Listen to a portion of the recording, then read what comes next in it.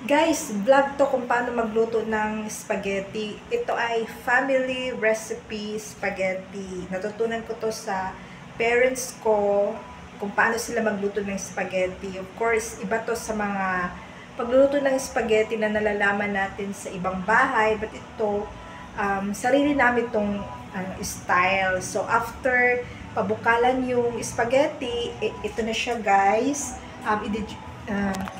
I-drain natin yung excess water sa drainer. Meron kaming draining. Meron kaming ganito. Pakita ko. Ito guys, i-drain natin siya dito yung excess water ng spaghetti. And then pagkatapos ay kailangan mag-chop ng onions saka garlic. Mag-chop ako ng onions saka garlic kasi igigisa ko siya. Ito na guys, tina-chop ko na yung mga garlic saka onions para paggisa na may gigisa tayo ng sauce ng spaghetti. Ganyan yung family recipe namin ng spaghetti. Parang ala Jollibee pa rin yung lasa. So, hindi mo ito matatagpuan sa ibang family. Kami lang talaga naka-invento nito. Pero nasasarapan ako dito, lalo na yung maliit pa ako, nung kids pa ako. Pag Happy New Year, saka Pasko, ginigising ako ni mother kasi kakain na kami ng spaghetti. So, dito lang sila magluto, simple lang. Tapos, masarap na siya. Dapat as in wala kami spaghetti sauce, yung mga ganyan binibili sa store. Ang ginagawa namin spaghetti sauce, yung ketchup, tapos hinahaluan ng toyo, hinahaluan ng asukal, yun. Masarap na siya, nagiging spaghetti sauce na siya.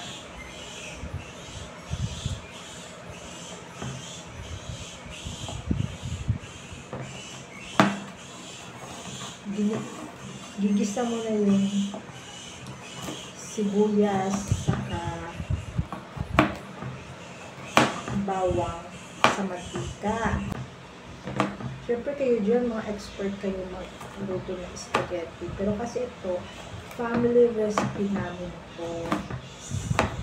Since I was a child, I was a kid. Kasi poor lang kami, so hindi namin afford yung bumili ng mga spaghetti sauce, ganyan. So, basta mayroon lang spaghetti noodles na nabili si mama, papa ko. So, kami lang gagawa ng sauce. May ketchup naman, may toyo. Tapos, yun. Ibigisa lang yun. Masarap na din siya. Yung asukal yung nagdala. Matamis-tamis na spaghetti na din. Ganon. So guys, magigisa na ako. Ililit ko na yung stove. Yan guys, buksan na natin yung sulani. Kalan.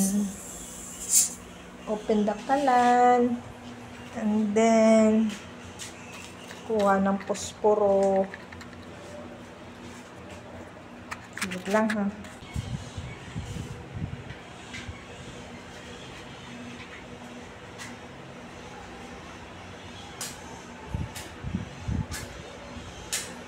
Gutom na ako guys. Kailangan ko maluto itong spaghetti para makakain ako ni father.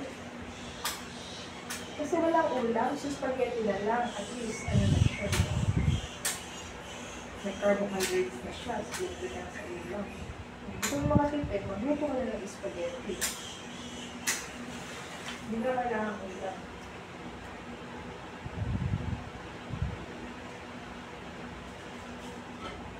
Yan.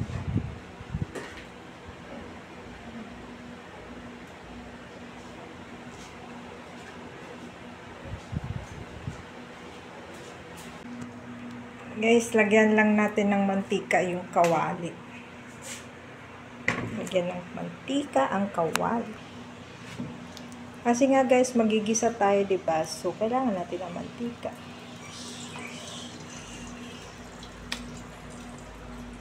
Yan o, ating mantika.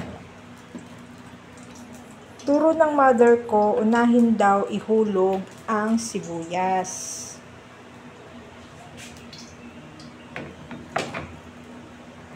Guys, ayun na, nahulog ko na yung sibuyas. Unahin daw kasi sibuyas kasi yung bawang, madali lang siyang maluto. Isusunod na natin yung bawang. Guys, nahalo na yung yung bawang. Hindi na din yung bawang kasama na ng sibuyas, kawali. Nandiyan na yung bawang kasama ng sibuyas sa kawali. Nalo ko na. Next guys, yung toyo. Lalagyan ko to ng toyo, yung ginisang sibuyas saka bawang. Bubuhusan ko ng toyo yan. Guys, lagyan ko na ng toyo yung luto ko. And then,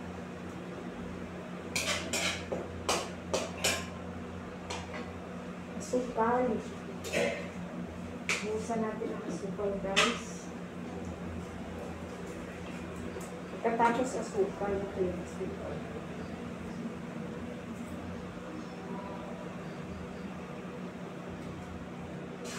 Yun yung secret, no? Kaya matamis-tamis yung sauce.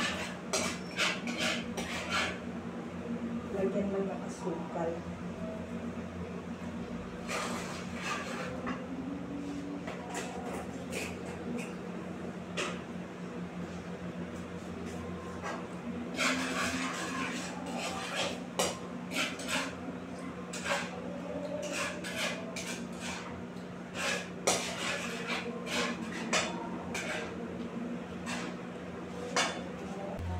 Ayan na yung nagawa ko. Ano na yan? Sibuyas, bawang, toyo, saka asukal. Nilagyan ko pala ng magic sarap. Kung paano din siya pampasarap. Siyempre, magic sarap nga dito. Yan. So, ilan lang natin ng magic sarap.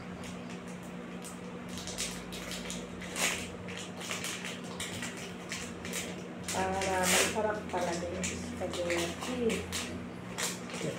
May magic sarap.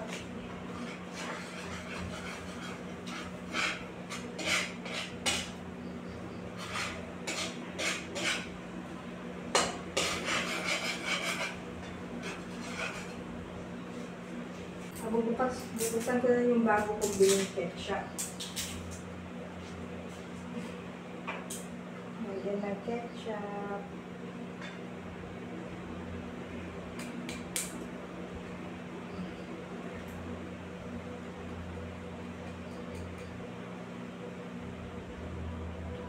UFC yan, UFC banana ketchup.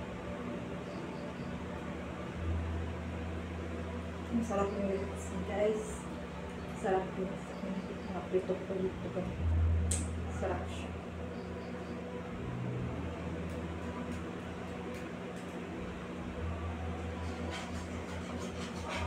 Nagiging paste na yung sauce ko dahil dito sa ketchup na to.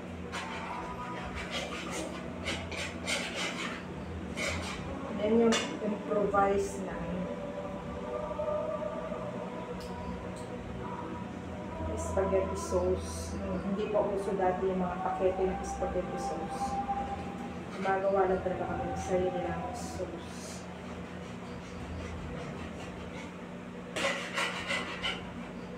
Guys, hindi mo yata nakikita yung ginagawa ko. Lapit ko yung camera, ha? Ayan. Ayan na siya. Ito na yung itong toyo, tapos sinaluan ko lang. Mimix ko lang yan yung ketchup. Kasi nga guys, modern na tayo ngayon. So, bumili na rin ako ng spaghetti sauce talaga. Kasama na siya dun sa noodles. Tapos, hinalo ko na dun sa mixture ko na gawa ko sarili kong spaghetti sauce. Dinagdagan ko. Para maglasa talaga siyang spaghetti. Guys, matapos nating lutuin tong sauce, ihuhulog na natin maya-maya yung spaghetti. Medyo pakukuluan ko lang to ng konti, yung spaghetti sauce. And then, ihuhulog na natin yung drain natin na pasta kanina, spaghetti pasta. So, yun. Lalagay ko lang yun sa kawali mamaya. And guys, tinakpan ko muna para mas mabilis siyang kumulo yung spaghetti sauce. Kumulo na yung spaghetti sauce, so ihuhulog na natin itong pasta.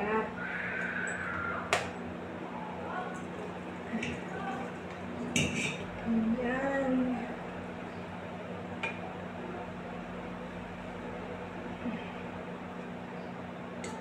Marami-rami yan, guys. Yung spaghetti. Spaghetti pasta.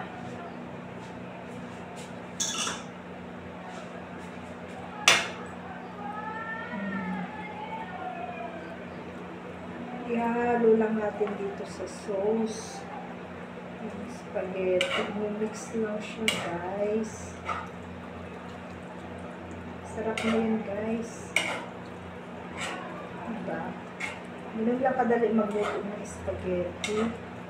For those who didn't know how to cook and knows how to eat, edi gumawa na lang kayo ng sarili niyong spaghetti para hindi na kayo mapamahal sa Jollibee pabalik-balik doon. Kasi magkano lang naman ito, guys. Ganito kadami ng spaghetti. I bought it for 95 pesos only. But ilang, anuhan na to, ilang kainan na to, 95, dami-dami na dito. Just for 95 pesos. Ganito na kadami.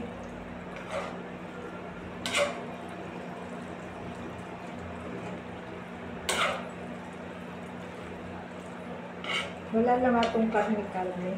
Wala. Ako hindi ako kumakain ng mga baboy.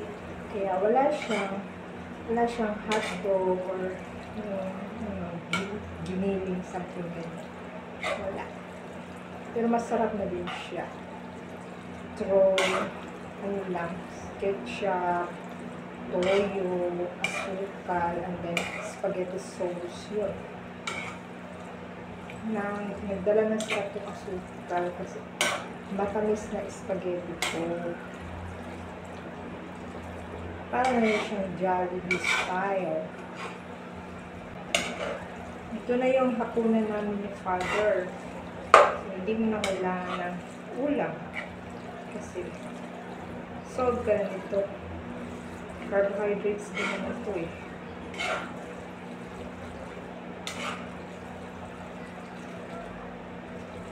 Si Father kasi nahilig sa spaghetti kasi matamis. Tapos, pustiso na kasi siya. So, pag spaghetti, hindi siya nahihirapan niya. Saka nasasarapan siya spaghetti. Kaya, nagluluto talaga ako ng spaghetti. Kasi favorite ng Father ang spaghetti.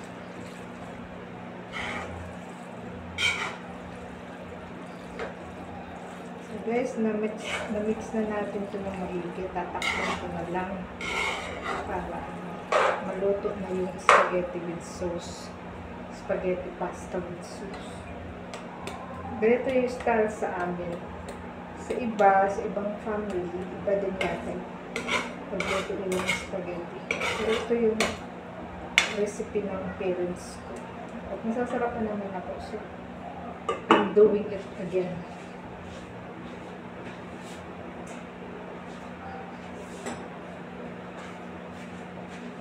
Thank you for watching, guys.